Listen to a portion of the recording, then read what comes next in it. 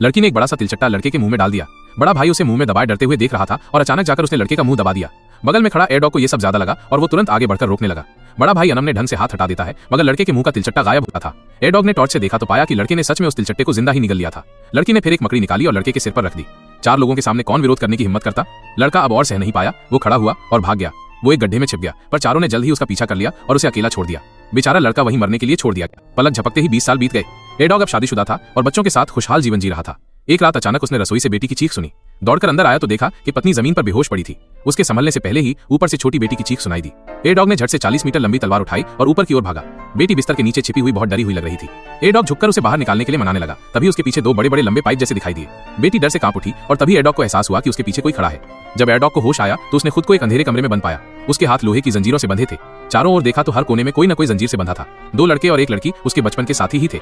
लिसा वही लड़की थी, दूसरा बड़ा दाढ़ी वाला जैक था और वही बड़ा भाई जो अब मौत के कगार पर था। ये देखकर एयरडॉग जोर जोर से झिंग-झांग करने लगा ताकि जंजीर तोड़ सके, लेकिन जैक ने उसे समझाया कि व्यर्थ की कोशिश मत करो। वे बहुत समय से यहाँ कैद हैं, हर तरीका आजमा चुके हैं मगर निकल नहीं पाए। तभी ताले खुलने की आवाज आई। एयरडॉग लड़ाई के लिए तैयार हुआ, लेकिन लिसा और जैक डर से कांपते हुए कोने में छिप गए। लोहे का दरवाजा खुला और अंदर आया एक ताकतवर मांसल नकाबपोश आदमी। एयरडॉग अचानक ही छोटा महसूस करने लगा। नकाबपोश आदमी कुछ बोला भी नहीं और न ही एयरडॉग पर हाथ उठाया, बल्कि उसने बुरी तरह घायल बड़े भाई को बीच में घसीट कर लाया। फिर लिसा को उसे यातना देने के लिए बुलाया। बड़ा भाई सबसे बुरी हालत में था, उसका मुंह भी सिल दिया गया था। एयरडॉग ने बोलना शुरू किया, अरे भाई, बातें करके भी तो हल निकल सकता है, हिंसा की क्या जरूरत है। लेकिन नकाबपोश ने उसकी एक ना सुनी। लिसा भी चुपचाप मान गई। नकाबपोश ने इशारा किया और लिसा घुटनों पर बैठ गई, मानो सब पहले से तय हो। एयरडॉग अब भी वही पुराना एयरडॉग था। वो रोकना चाहता था मगर जैक ने उसे समझाया कि बीच में मत पड़ो, नहीं तो अगली बार ये चाकू तेरे पेट में जाएगा।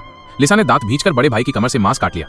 नकाबपोश अब संतुष्ट हुआ और यातना रोक दी। एयरडॉग डर के मारे कोने में गिर पड़ा। जैसे ही नकाबपोश बाहर गया, वो दौड़कर बड़े भाई के पास पहुंचा। बड़े भाई ने आखिरी ताकत जुटाकर मुंह की सिलाई तोड़ दी और 3 शब्द कहे, घोड़े की नाल।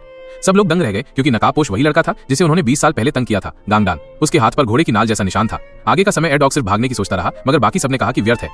तभी पत्थर की दीवार की खिड़की खुली और अंदर एक टुकड़ा कच्चा मांस फेंका गया। लिसा और जैक तुरंत उस पर टूट पड़े। उनकी जानवर जैसी हरकत देखकर एयरडॉग को घृणा हुई। उसने लिसा द्वारा फेंका गया मांस भी ठुकरा दिया क्योंकि वो शाकाहारी था। लेकिन जैक ने ठहाका लगाया, कुछ दिनों में तू तिलचट्टे के लिए भी लड़ पड़ेगा। एयरडॉग को यकीन नहीं हुआ। बिना औजार के उसने दीवार खोदने की कोशिश की, लेकिन उसके नाखून तक टूट गए और दीवार वहीं की वहीं रही। फिर उसने जमीन खोदने की ठानी मगर बहुत मेहनत करने के बाद केवल एक कंकाल निकला। क्या सचमुच अब मौत का इंतजार ही करना होगा?